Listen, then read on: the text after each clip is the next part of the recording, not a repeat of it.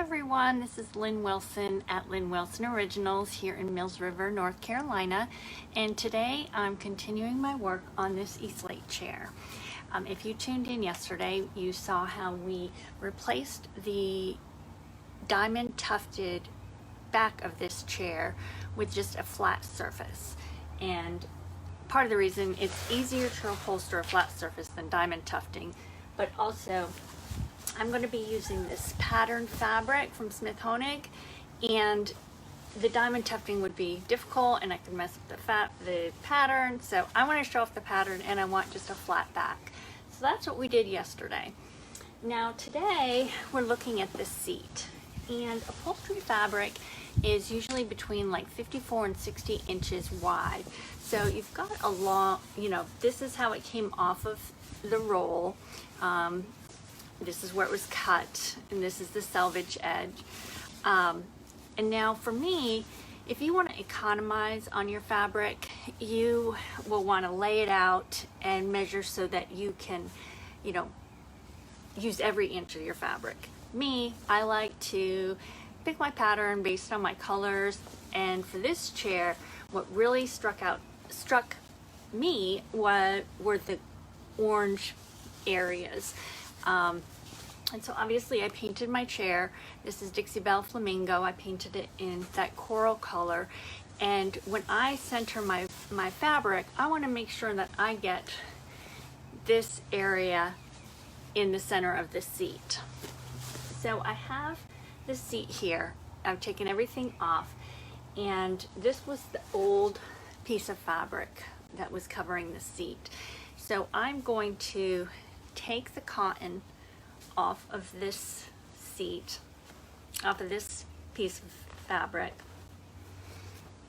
and put it back on my chair.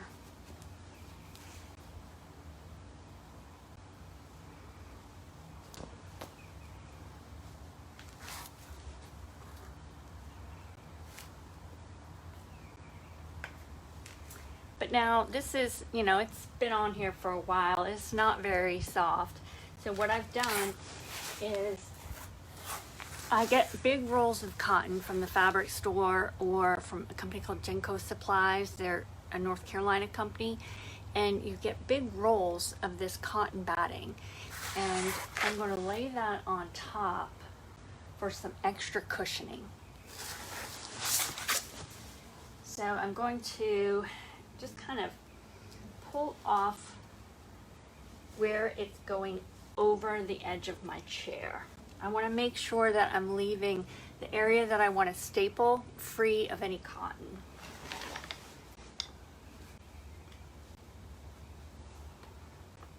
And then I'll just shape it around these edges, but obviously, you're not sitting on that part of the chair, so it's not as important that you have cotton in those areas. I'm going to pull a little bit off because it's going to be hard to get my fabric through there unless I take some of this cotton off.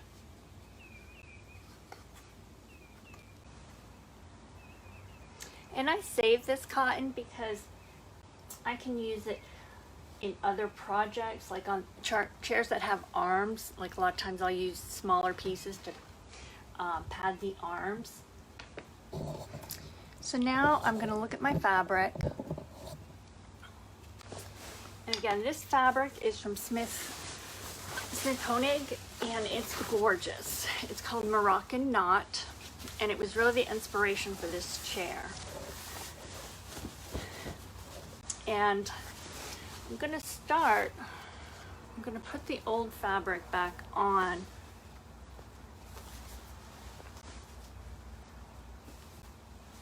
And then lay my fabric on top of it.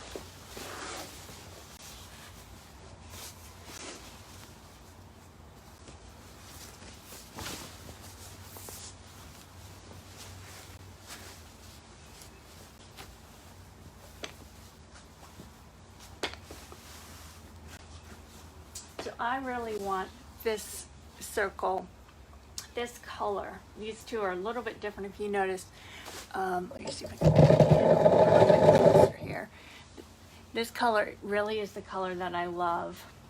So I'm going to try to make sure that I'm seeing that in my chair seat. So you're always going to want to cut your fabric larger than the previous fabric because this has been cut. You use the edge of the fabric to kind of pull it tight, then you put your staples in, and then you cut off that area. So I'm going to cut this fairly generously.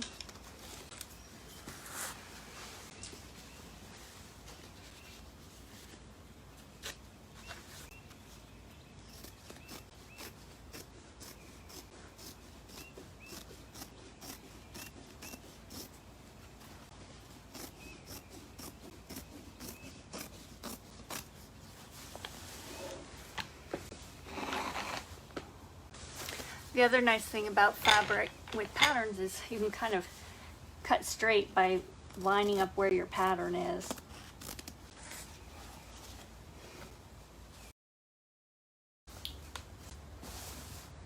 And I'm going to look to my chair to find the center. Hopefully you can see right here is going to be the center part of my chair. So I want that to be the center part of my pattern.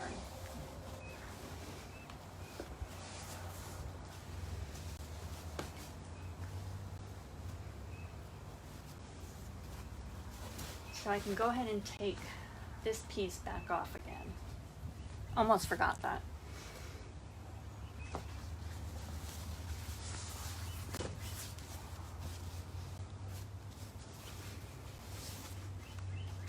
So this center line right here in my fabric, I'm going to line up to the center of the chair.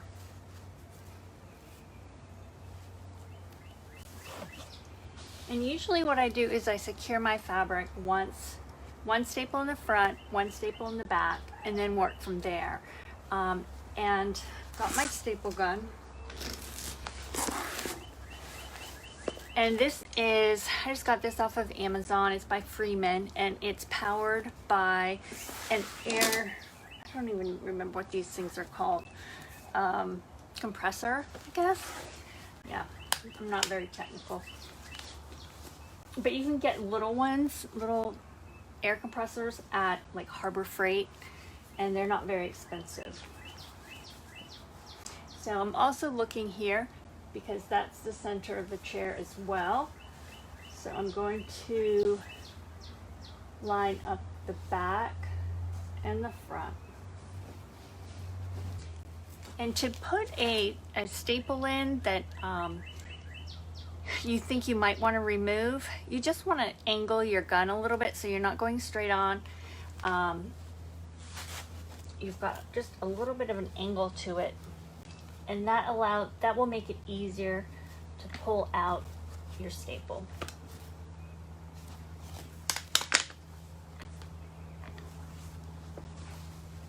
And I always get a little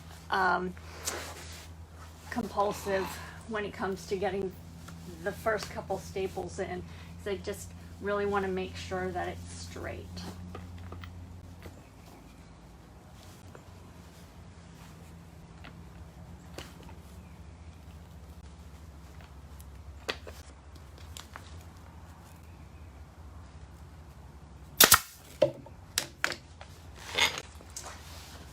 And so I'm going to go and put another staple in the back.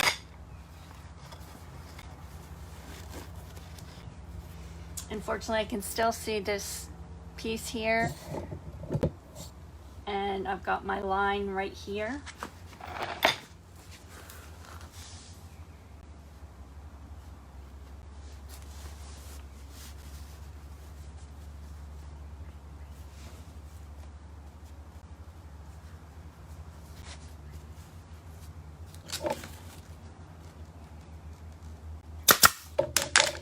So that's just going to hold my fabric in place.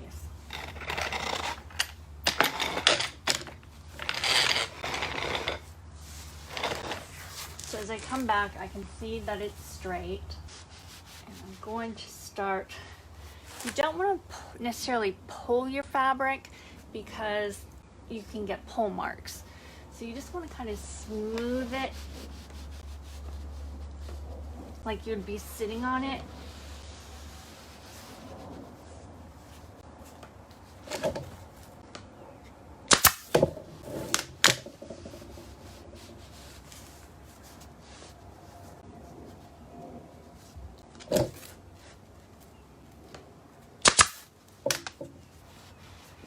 the other thing that I want to make sure I'm doing is getting my staples where my cording will cover both my staple and come down to my wood.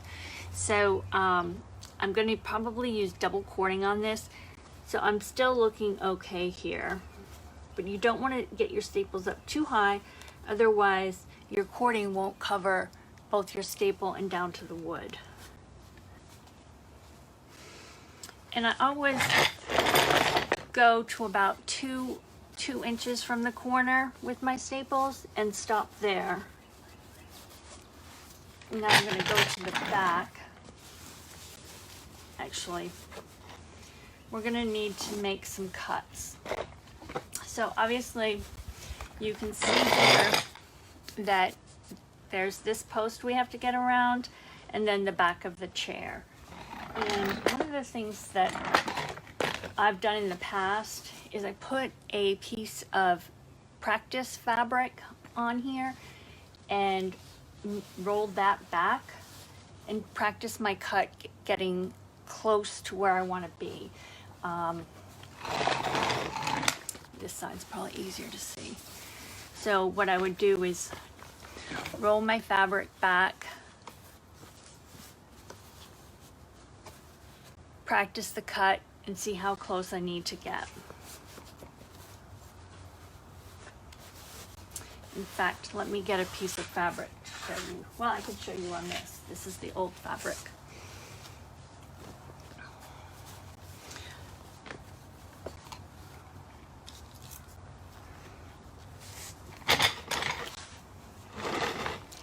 And you want to cut to the center of the post.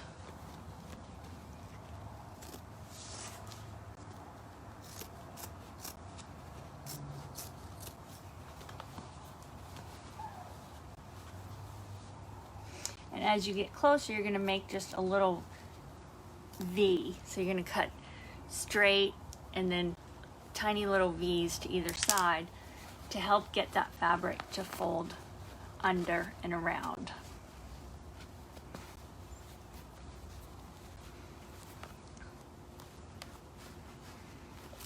So I'm going to go ahead and do that with my regular fabric.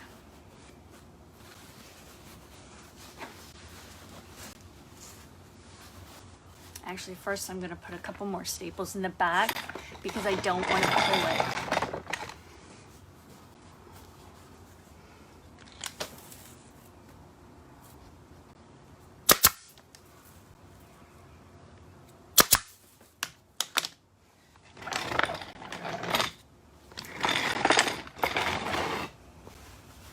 Because what can happen is you can start to pull your pattern off center. So I'm snugging that fabric right up to the side, that wooden piece.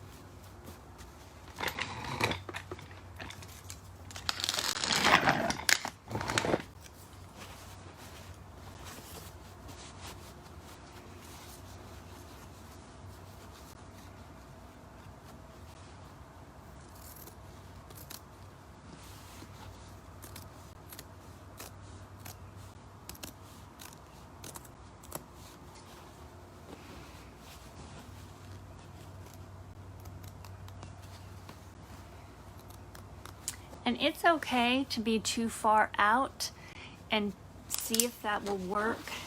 And if it doesn't, then keep working to get closer.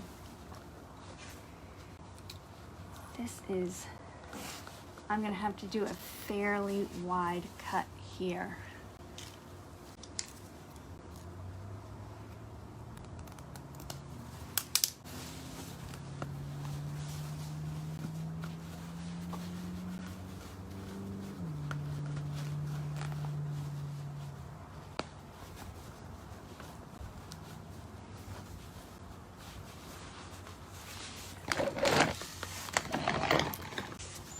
So you can see that this side is working great, but I have to get this piece all the way through here as well.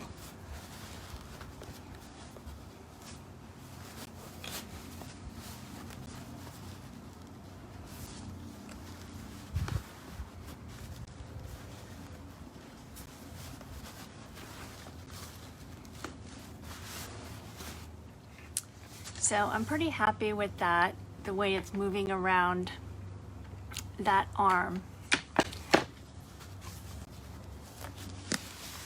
So I'm going to put a little extra padding right here. See if I can fill that wrinkle out. So that is looking very good. And I will need to also cut to go around this piece.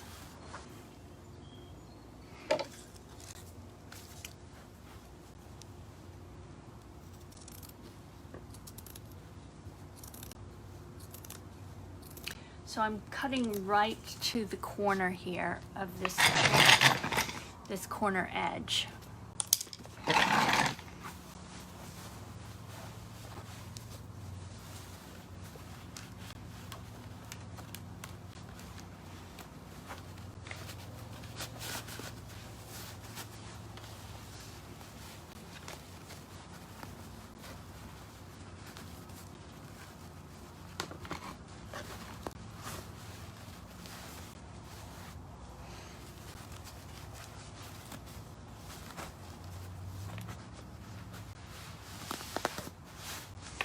So now you can see I've gone around both pieces. So I'm going to go ahead and staple across to the front here.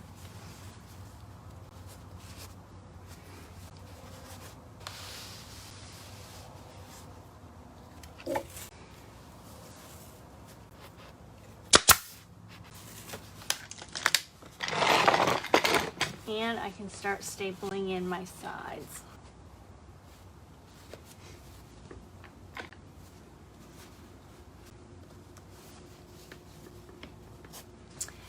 And so at this point, I'm just going to sit here and play with this for a while, because I'm going to make sure, go back and forth, putting padding in and making sure that I get all the wrinkles out. So rather than bore you with my being neurotic about getting wrinkles out, I'll go ahead and take care of that, and I will definitely be posting a picture of the seat. And then tomorrow we'll come back and do the easy parts, which is the front and the back. The seat is definitely the most challenging because you have to cut around the various places the wood supports. So if you have any questions, feel free to put them in the comments. And thanks, I appreciate your watching. I know everyone's super busy, and I do appreciate your support. Thank you, and have a great rest of your day. Bye-bye.